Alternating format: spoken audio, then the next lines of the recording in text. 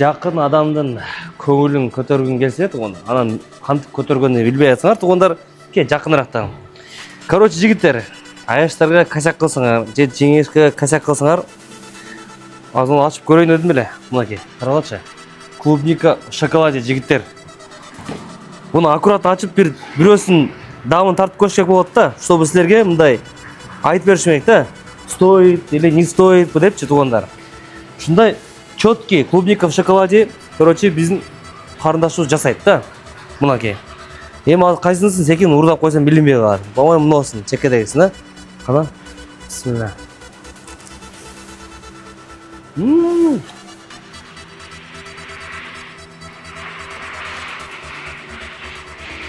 Точно аяш, точно жеңешкалар 100% довольны калышат.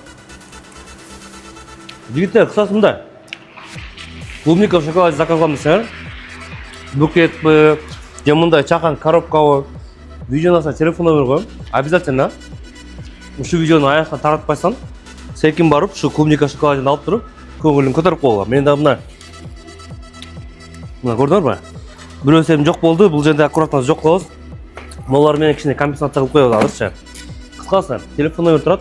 Кааласаңар, любой фантазияга карап, ушундай сочный, мощный клубника в шоколаде заказ кылып, жакын адамдарды сүйүнтүлөр.